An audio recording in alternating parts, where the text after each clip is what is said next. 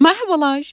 Benden çok fazla istediğiniz Disney'in çok sevilen, biraz yaramaz ama duygusal karakteri Sticky öreceğiz. Gördüğünüz gibi aşırı tatlı bir model oldu. Modeli tek parça dikişsiz olarak hazırladım. Örgüye yeni başlayanlar için tüm terimleri en baştan gösteriyorum. Hazırsanız hadi yapımına geçelim. Şimdi malzememize geçelim. Böyle 3 tane renk. Aslında ya şu ikisi ya bu ikisi olarak kullanabilirsiniz.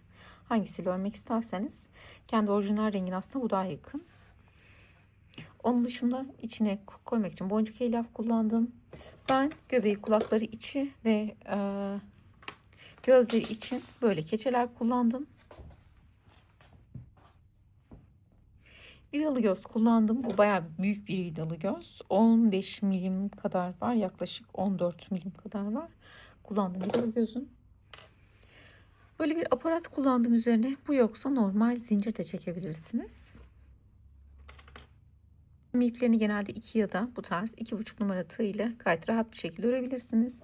Benim kullandığım tığ 6 numara 1,4 milim. Ben el alışkanlığı bu seviyorum ama bu biraz sert bir tığdır. Herkes belki öremeyebilir. Şuna daha rahat örebilirsiniz.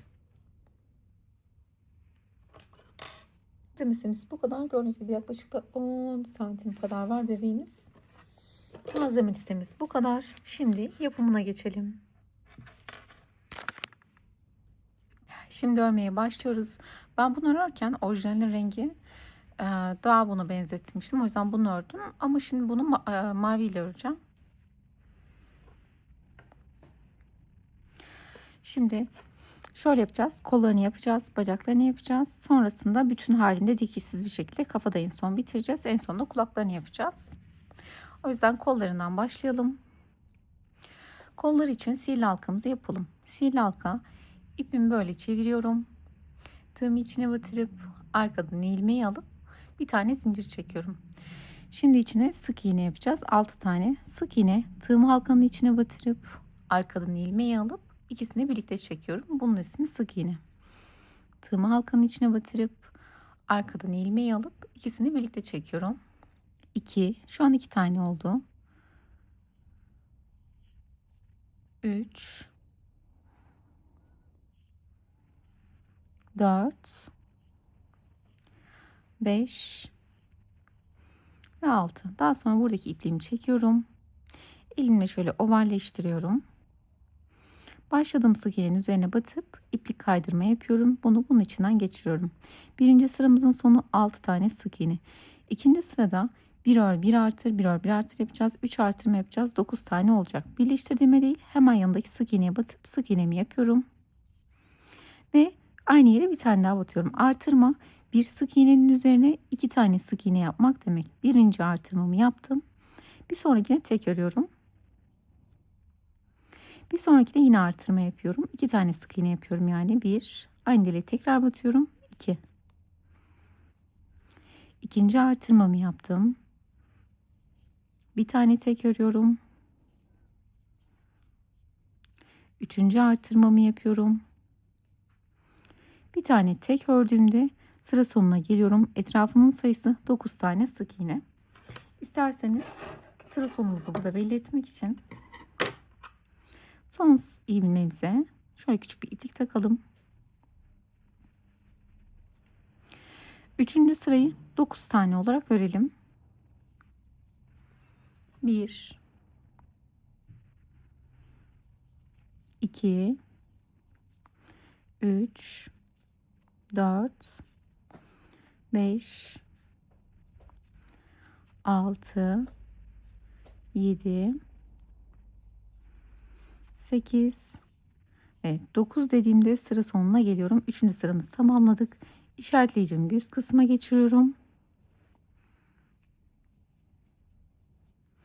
Şimdi dördüncü sırada bir ör bir eksilt bir ör bir eksilt yapacağız. Eksiltme 2 tane sık iğneyi tek sık iğne yapmak demek. Eksiltirken gizli eksiltme yapacağız. Yani şu başak gibi görünenlerin benden taraflarını alacağım.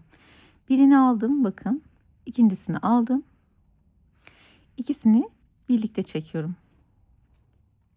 2 sık iğneyi tek sık iğne yaptık. Yani bir tane eksiltme yaptık.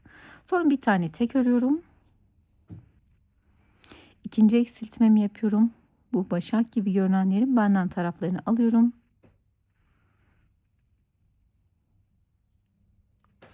İkinci eksiltmemi yaptım. Bir tane tek örüyorum. Üçüncü eksiltmemi yapıyorum. Ve bir tane tek ördüyorum. Sıra sonuna geliyorum. Yandaki sık iğnenin üzerine batıp iplik kaydırma yapıyorum. Bunu bunun içinden geçiriyorum. 2 tane zincir çekelim. Bunu çıkartalım. Ve kolumuzun bir tanesini yaptık. Şu başladığımız ipi içine verebiliriz. Şimdi diğer kolu yapalım. Şimdi 2 tane kolunu yaptım ben. Bir tane bacağını yaptım. Diğer bacağını birlikte yapalım. Aynı şekilde sihirli halkamızı yapıyoruz. Bir tane zincir çekiyorum. Şimdi halkamızın içine 6 tane sık iğne. 1 2 3 4 5 6. İpimi çekiyorum, ovalleştiriyorum. Başladığım sık iğnenin üzerine batıp iplik kaydırma yapıyorum. İkinci sırada 3 artırma yapacağız. 9 tane olacak. Bir ör, bir artır yapacağız. Birleştirdiğime değil. Hemen yanındaki sık iğneye batıyorum ve birinci artırmamı yapıyorum. Aynı deliğin üzerine bir tane battım. Aynı deliğin üzerine ikinciyi batıyorum. Birinci artırmamı yaptım yani. Bir tane örüyorum. İkinci artırmamı yapıyorum. Bir tane örüyorum. Üçüncü artırmamı yapıyorum. Bir tane ördüğümde sıra sonuna geliyorum. Etrafının sayısı 9 tane sık iğne. Üçüncü sırayı da 9 tane olarak örelim. 1 2 3 4 5 6 7 8 ve 9 tane ördüm. Sıra sonuna geldim. Şimdi siz bir tanesi bacağını yapacaksınız. Onu burada kopartıp aynı şekilde yandaki sık iğneye batıp iplik kaydırma yapıp 2 zincir çekip kopartın. İkinci yaptığınızda böyleyken artık bacağını birleştireceğiz. Bir 3 tane zincir çekiyorum. 1 2 3. Bacağımı aldım. Herhangi bir yerinden hiç fark etmez. Herhangi bir yerinden batıyorum. Ve sık iğnemi yapıyorum. Sıramızın bittiği yer bizim artık burası. Buraya işaretleyicimizi takalım.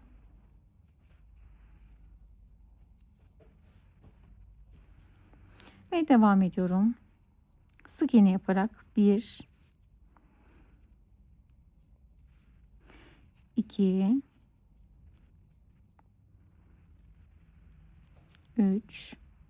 Bakın şurası sık iğnemdi. Bu buranın battığı yer aslında. O yüzden bu bir sık iğne. Ben bunun üzerindeki yere batmış oldum. Sıradaki sık iğnem benim burası.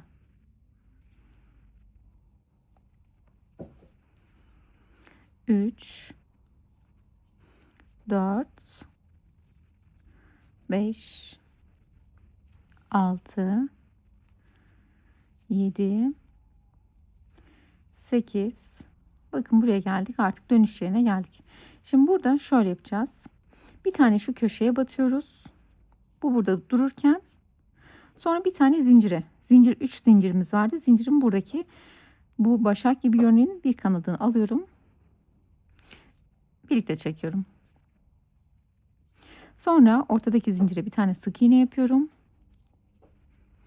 Bir sonrakine yine batıp bakın şu tam birleşim yerine. Aynı şekilde burada da bir tane çekiyorum. Devamında sıra sonuma kadar örüyorum.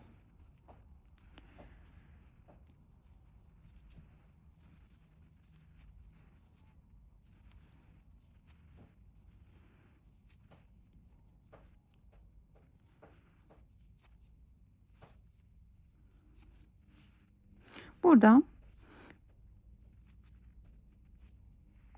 her ilmeğe batacağız. Burada ne? 1, 2, 3, 4. Hepsine artık birer tane batacağız. 1. Zincirin diğer kanatlarını alıyorum. 2. 3. Şu da başladığımız ilmekti. 4. İşaretleyicimi bir üst kısma geçiriyorum. Şimdi buradayken bir tane etrafını sayalım.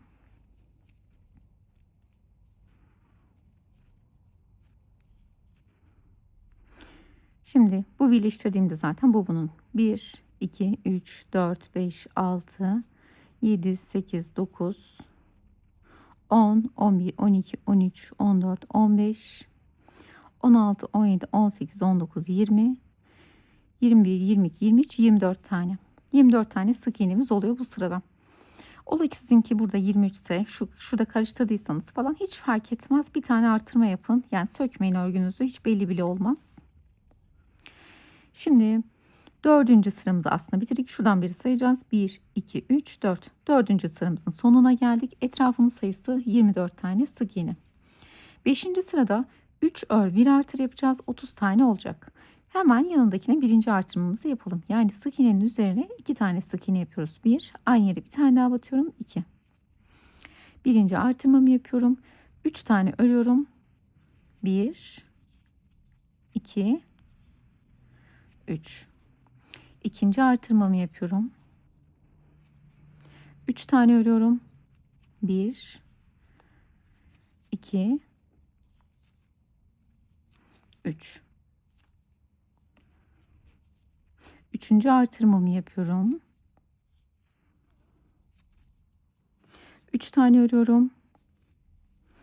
1, 2, 3. Dördüncü artırmamı yapıyorum.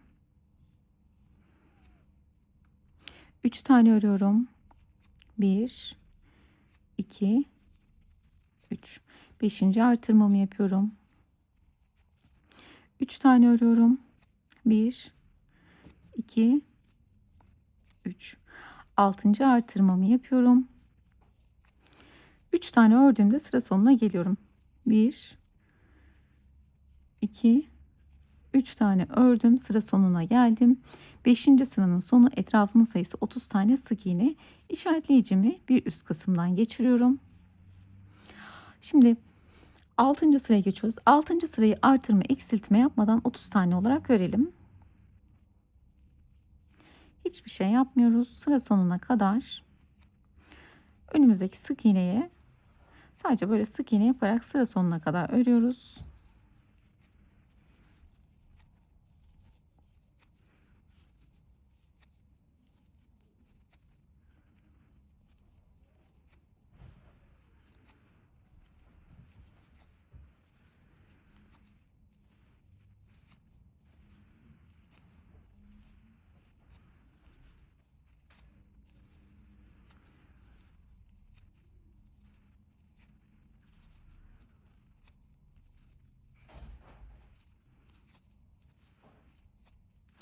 Ve sıra sonuna gelmek üzereyim. Bu ilmeğimi de yaptığımda sıramın sonuna geldim. 6. sıranın sonu etrafının sayısı 30 tane. İşaretleyicimi bir üst kısma taktım. 7. sırada artık ben bakın göbeğim için burası mubaldır için güzel bir genişletme yaptım. Şimdi artık yavaş yavaş yukarı doğru daraltacağız. Bunun için bu sırada 6 tane eksiltme yapacağız. Eksiltmeyi 3 ör 1 eksilt 3 ör 1 eksilt yapacağız. 6 eksiltme, sıra sonunda 24 tane sık iğne kalacak. Birinci eksiltmemi yapıyorum. Bakın yine aynı şekilde 2 tane ilmeğin bu taraf kanatlarını aldım. İkisini birlikte çekiyorum. Birinci eksiltmemi yaptım. 3 tane örüyorum. 1, 2, 3. İkinci eksiltmemi yapıyorum. 3 tane örüyorum. 1, 2, 3. Üçüncü eksiltmemi yapıyorum. 3 tane örüyorum. Dördüncü eksiltmemi yapıyorum. 3 tane örüyorum. 1, 2, 3. Beşinci eksiltmemi yapıyorum. 3 tane örüyorum. 6. eksiltmemi yapıyorum. 3 tane ördüğümde 1, 2 ve 3. Sıra sonuna geliyorum. Etrafının sayısı 24 tane sık iğne, işaretleyicimi üst kısma taktım. 8. sırayı da artırma eksiltme yapmadan 24 tane olarak örelim. Şimdi sıra sonuna kadar hiçbir şey yapmadan 24 tane olarak örelim. Ve sıra sonuna geldim. İşaretleyicimi üst kısma takıyorum. 9. sıraya geçtik. Bu sırada 2 ör 1 eksiltme yapacağız. 18 tane kalacak. Birinci eksiltmemi yapıyorum. 2 tane örüyorum. İkinci eksiltmemi yapıyorum. 2 tane örüyorum. Üçüncü eksiltmemi yapıyorum. 2 tane örüyorum. Dördüncü eksiltmemi yapıyorum. 2 tane örüyorum. Beşinci eksiltmemi yapıyorum. 2 tane örüyorum. Altıncı eksiltmemi yapıyorum. 2 tane ördüğümde sıra sonuna geliyorum. Etrafının sayısı 18 tane sık iğne kalıyor. 9. sıranın sonu. İşaretleyicimi bir üst kısma taşıyorum. Şimdi 10. sırayı da 18 tane olarak örelim. 1 2 3 4 5 6 7 8 9 10 11 12 13 14 15 16 17 ve 18.yi yaptığımda sıra sonuna geliyorum. İşaretleyicimi bir üst kısma taşıyorum. Şimdi 11. sıraya geçiyoruz. Bu sırada 4 ör 1 eksilt yapacağız. 3 eksiltme yapacağız. Sıra sonunda 15 tane sık iğnemiz kalacak. Şimdi birinci eksiltmemi yapıyorum. 4 tane örüyorum.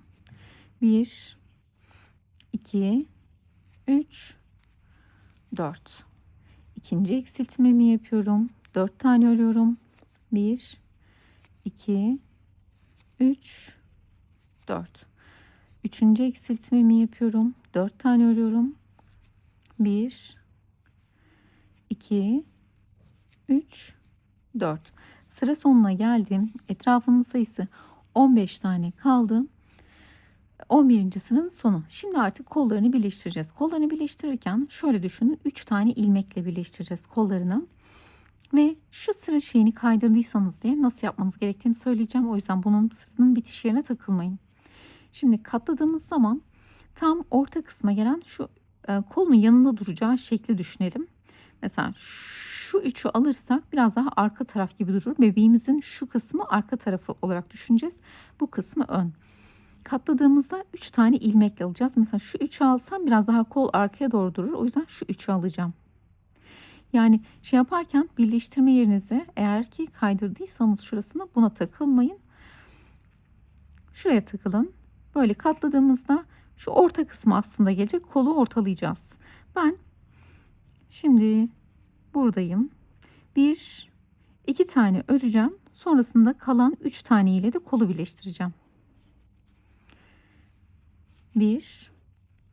2 tane ördüm. Şimdi kolu birleştireceğim. Kolu 3 ilmekle birleştireceğim. Şimdi bu fazla ipini, başladığımız ipini şöyle içine verelim. Bu kısımda ben içine elyaf koymaya gerek duymadım. Şöyle yapıyorum. Birleştirirken bir tane buraya batıyoruz. Bir tane karşı tarafa. Sonra bir tane de bebeğe. Şimdi üçünü birlikte çekiyorum.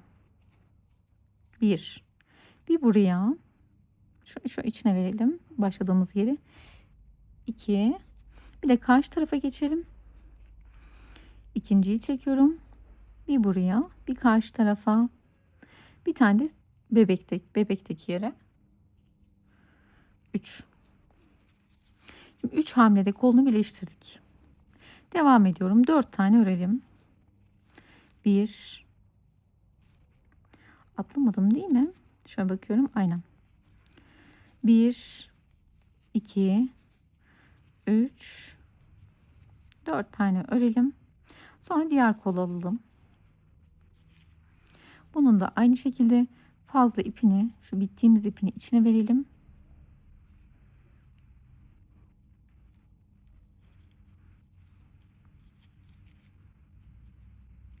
Bunda da aynı şekilde bir buradan, bir karşı taraftan, bir tane bebekten. Üçünü birlikte çekiyorum. Birinci hamle şu başlangıç yerinde içine doğru verdim. Bir buradan, bir tane kolun diğer tarafından, bir tane bebekten,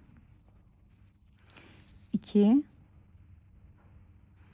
bir tane koldan, bir başladığımız yerden 3.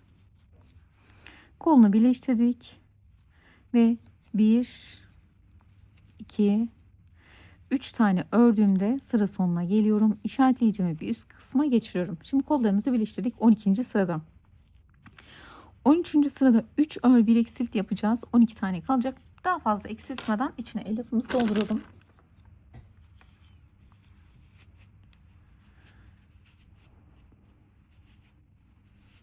Birazdan çünkü bir tık daha küçülecek. Parmağımızın girmesi zorlaşacak.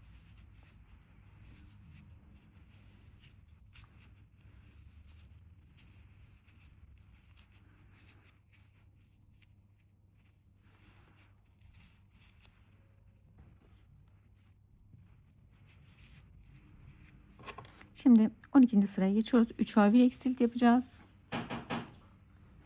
3 ör 1 eksilt yapacağız. Bu sıranın sonunda 12 tane kalacak. Birinci eksiltmemi yapıyorum. Daha sonra 1, 2, 3 tane örüyorum. İkinci eksiltmemi yapıyorum. 1, 2, 3 tane örüyorum. Üçüncü eksiltmemi yapıyorum. 1, 2, 3 tane ördüğümde sıra sonuna geliyorum. İşaretleyicimi bir üst kısma taşıyorum. Bakın çok tatlı bir gövde oluştu. Şimdi gövdemiz artık tamam. Artık kafa için genişleteceğiz. Bunun için bu sırada 6 artırma yapacağız. 12 taneydi şu an etrafın sayısı. 1 ör 1 artır yapacağız. 18 tane olacak. Artırmaları bu başak gibi görünenlerin benden taraflarını alacağım. Bakın sadece bu sıraya mahsus sadece bu dış kanatlarıyla öreceğiz örgülerimizi. Normalde ilmeğimizi alırken böyle alıyorduk. Bu sırada böyle değil, sadece bu kanatlarıyla öreceğiz. Bu da kafanın daha iyi açılmasını sağlayacak. Şimdi birinci artırmamızı yapalım. 1 ör 1 artır 1 ör 1 artır yapacağız. 6 artırma. Bu hemen yanındaki ilmeği bakın sadece dış benden tarafları kanatlarıyla örüyorum. Birinci artırmamı yapıyorum. Yani 2 tane yapıyorum. Sonra bir sonrakine bir tane tek örüyorum. Bir sonrakine yine artırma yapıyorum. Bakın sadece bu taraf kanatlarıyla alıyorum. İkinci artırmamı yapıyorum. Sonra bir tane örüyorum. Üçüncü artırmamı yapıyorum. Bir tane örüyorum. Dördüncü artırmamı yapıyorum. Bir tane örüyorum. Beşinci artırmamı yapıyorum. Bir tane örüyorum. Altıncı artırmamı yapıyorum. Bir tane ördüğümde sıra sonuna geliyorum. İşaretleyicimi bir üst kısma geçiriyorum. Etrafın sayısı 18 tane sık iğne oluyor. 14. sıranın sonunda 15. sırada 6 artırma yapacağız. 24 tane olacak. 2 ör 1 artır yapacağız. Şimdi 2 tane örüyorum. 1, 2. Artık bu sırada normal batabiliriz. Biraz önceki demek istediğim şöyle daha rahat açılması için çene için. Onun için de. Şimdi 2 tane ördüm. Birinci artırmamı yapıyorum. 2 tane örüyorum. İkinci artırmamı yapıyorum. 2 tane örüyorum. Üçüncü artırmamı yapıyorum. 2 tane örüyorum. Dördüncü artırmamı yapıyorum. 2 tane örüyorum. Beşinci artırmamı yapıyorum. 2 tane örüyorum. 6. artırmamı yaptığımda sıra sonuna geliyorum. İşaretleyicimi bir üst kısma geçiriyorum.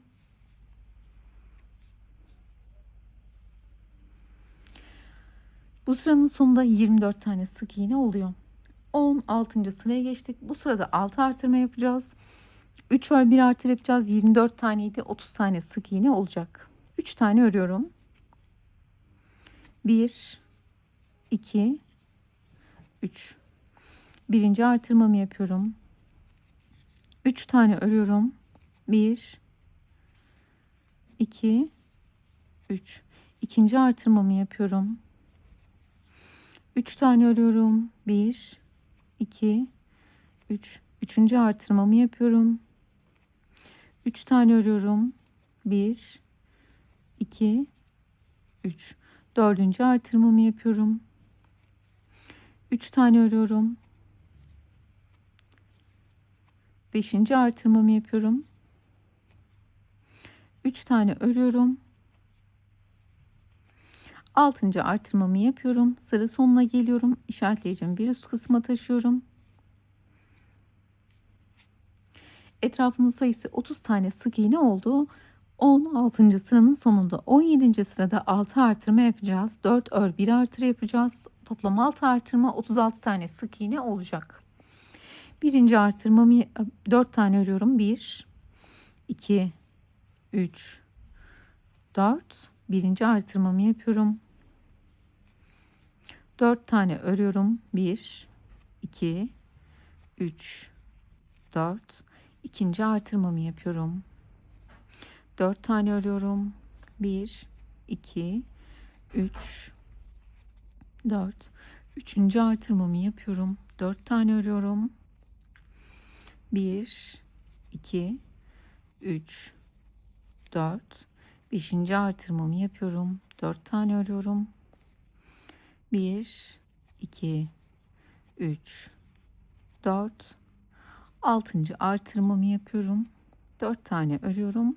1 2 3 4. Aslında artırma ile bitmemiz lazımdı. 1 2 3 4. 5. artırmamı yaptım. Şimdi son 6. artırmamı yaptığımda sıra sonuna geliyorum.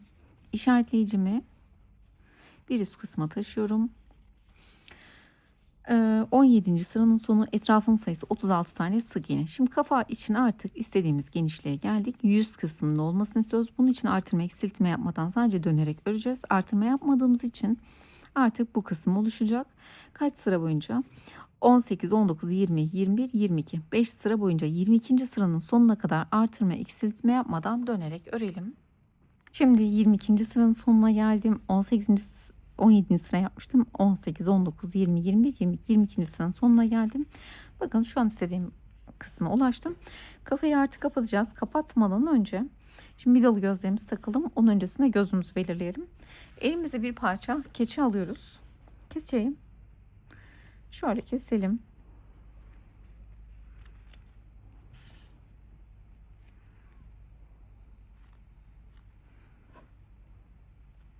Şu şekilde.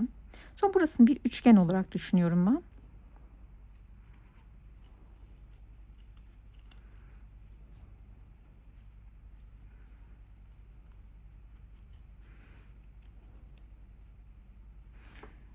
Şurayı şöyle.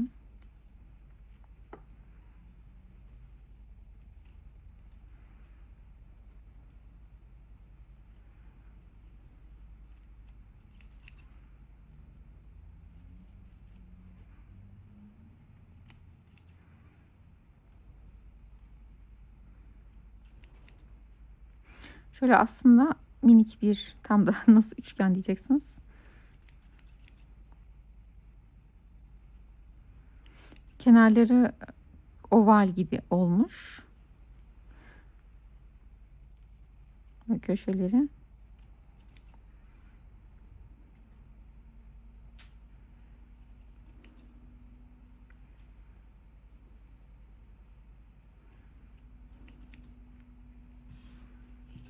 Bir tane ölçüyorum. Gayet de tamamdır. Şimdilik 3 santim, Hatta 3 santimden az küçük. 2 milim daha küçük. En geniş yeri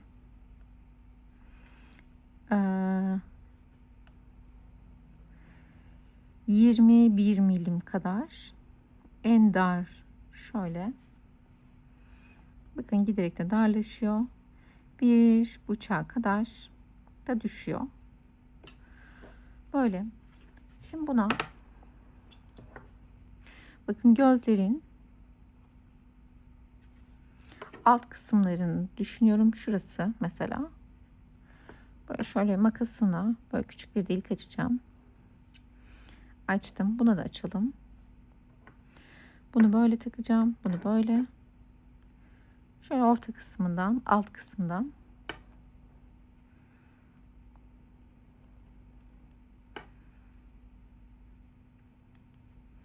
Minik bir delik açtım. Buradan bir yalı gözümü geçireceğim. Çok minik olmuş.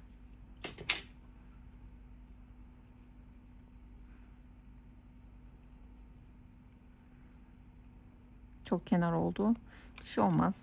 Azıcık şunu şu tarafa doğru kaydıralım. Zaten gözün altında kalacak. Amacım şöyleydi. Şu şekilde güzel. Bu bir tanesi hazır. Diğer gözünü de yapalım.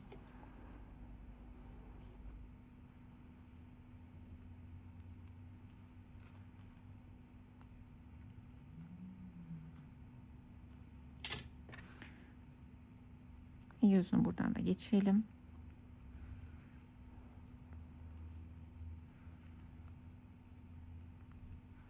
Tamamdır. Şimdi gözlerimizi yerleştirelim. Çünkü vidanın arkasını örgünün içinden kapatacağım. Yaparken bunun sırasına bakalım. Şurası ilk açtığımız boyun için açtığımız yer, artırma yaptığımız yer, felao yaptığımız yer 1, 2, 3, 4. Dördüncünün çizgisi. 1, 2, 3, 4. Şunun çizgisine gelecek. Bunun için şuraya taksam.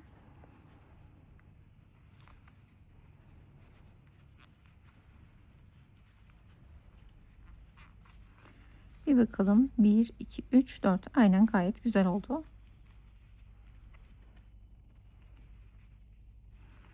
Ve bunun hizasına geliyorum.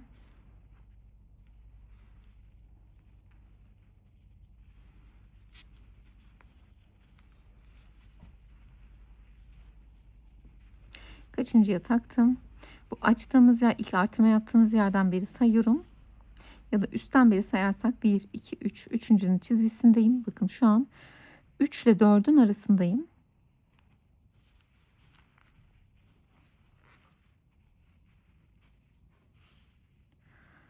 Bir tane daha sanki ayırsak daha güzel olacak. Şöyle baktığımda şimdi şeylerin tam ortalamak çünkü çok önemli. Bebeğin gözünün şeyine göre. Bebeğin vücuduna göre şu anda biraz yanma oldu.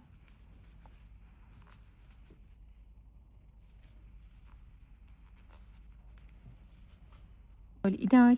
Arasında kaç tane var? Bakın taktığım yerden beri sayıyorum. 1, 2, 3, 4, 5, 6, 7. 7 tane var. 8.'ye taktım.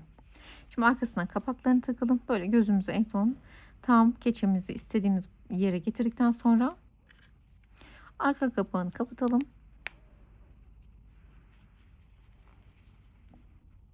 Bunu da aynı şekilde.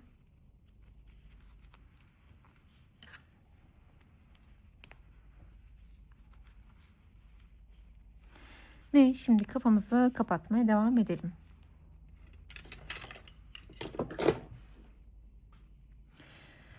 Şimdi 23. sıraya geçiyoruz. Bu sırada artık kafayı kapatmaya başlayacağız. İşaretleyeceğim. Şurasından devam etmedim her sırada. İsterseniz devam da ettirebilirdiniz ama hiç önemli değil. Bir ön bir arka hiç önemli değil. Hizasına geldiğimde burası benim sıra sonum olarak kabul ettim. İşaretleyicimi buraya takıyorum. Şimdi artık 23. sırada kafayı kapatacağız. 6 eksiltme yapacağız. Bu sırada 4 ör 1 eksilt 4 ör 1 eksilt yapacağız. 6 eksiltme 36 taneydi. 30 tane kalacak. Birinci eksiltmemi yapıyorum. 4 tane örüyorum. 1, 2, 3, 4. İkinci eksiltmemi yapıyorum. 4 tane örüyorum. 1, 2, 3, 4. Üçüncü eksiltmemi yapıyorum. 4 tane örüyorum. 1, 2, 3, 4. Dördüncü eksiltmemi yapıyorum. 4 tane örüyorum. 1, 2, 3, 4. Beşinci eksiltmemi yapıyorum. 4 tane örüyorum. 1, 2, 3, 4. Altıncı eksiltmemi yapıyorum. 4 tane örüyorum. 2, 3 ve 4 dediğimde sıra sonuna geliyorum. Etrafının sayısı 30 tane kalıyor. İşaretleyeceğim bir üst kısma geçiyorum. 24. sıraya geçiyoruz. Bu sırada 6 eksiltme yapacağız. 3 ör 1 eksilt. Sıra sonunda 24 tane sık iğnemiz kalacak. Birinci eksiltmemi yapıyorum. 3 tane örüyorum. 1, 2, 3. İkinci eksiltmemi yapıyorum. 3 tane örüyorum. 1, 2, 3. Üçüncü eksiltmemi yapıyorum. 3 tane örüyorum. 1, 2, 3. Dördüncü eksiltmemi yapıyorum. 3 tane örüyorum. 1, 2, 3. Beşinci eksiltmemi yapıyorum. 3 tane örüyorum. 2, 3. Altıncı eksiltmemi yapıyorum. 3 tane ördüğümde sıra sonuna geliyorum. Etrafının sayısı 24 tane kalıyor. 24. sıranın sonunda. 25. sırada 2 ör 1 eksilt yapacağız. 6 eksiltme, sıra sonunda 18 tane kalacak. İşaretleyeceğim bir üst kısma geçiyorum. 1, 2 tane örüyorum. Birinci eksiltmemi yapıyorum. 2 tane örüyorum. İkinci eksiltmemi yapıyorum. 2 tane örüyorum. Üçüncü eksiltmemi yapıyorum.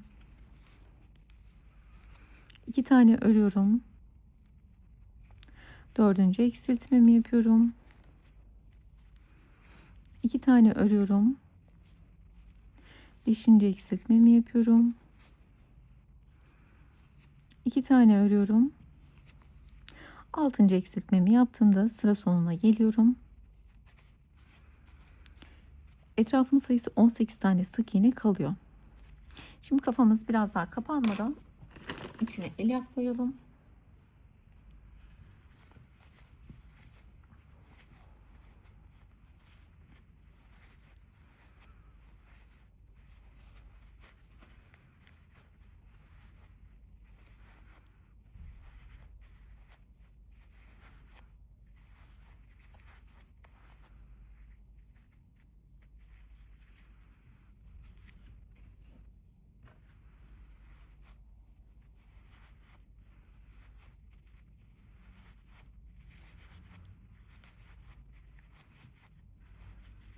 Şu an bakalım.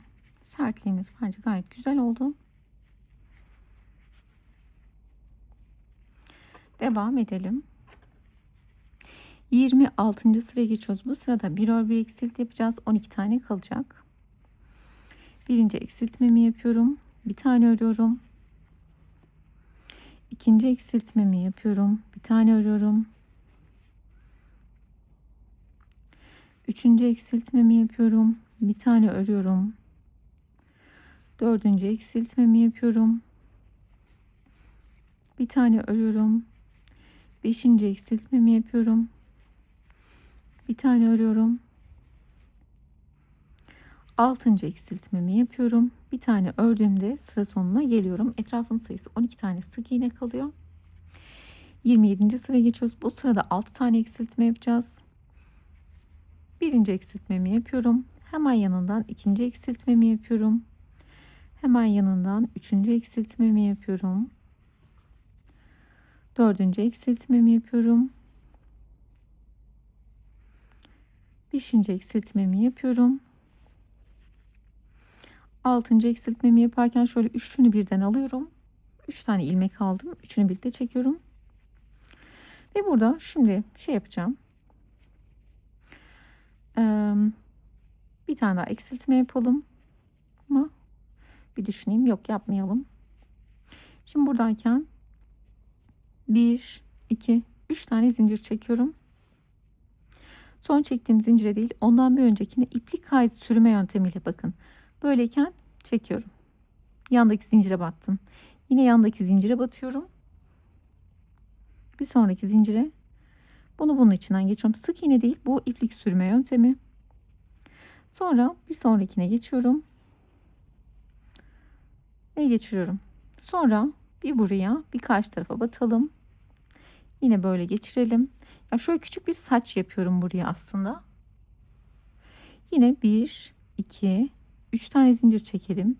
Son çektiğim zincire değil, ondan bir öncekine böyle iplik kaydırma yaptım. Bakın 1. Yine iplik kaydırma yapıyorum. 2. Bir tane buraya batalım. 3. Yine 1, 2 zincir çekelim bu defa ya da 3 çıta çekelim. Son çektiğim zincire değil, ondan bir öncekine yine 1. Bir sonrakine geçelim. 2. Daha sonra şu kapı tepesine batıyorum. Bunu yapmaya da bir saç yapıyoruz ama buraya yapalım bence. Battım. İplik kaydırma yapıyorum. 2 tane zincir çekelim. Bakın böyle minik bir saçlar yaptım. Sonra bunu keselim. Sonra şu ipliğimizi çıkartalım. Şu ip, bunun yön belirleyelim. Yönü şöyle ön kısmı olsun. Kafanın arkasına batıp buradan çıkartıp şu ilmeği buradan geçiriyorum.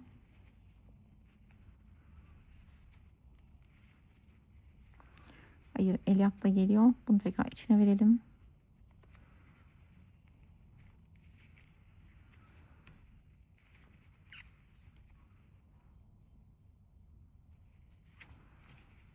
Şu fazla el yapını. Şurayı şöyle elimle düzeltiyorum. Burayı biraz çekelim. Şimdi bunu buraya bağlayalım. Şöyle. Daha sonra bu fazla ipini de içine verelim.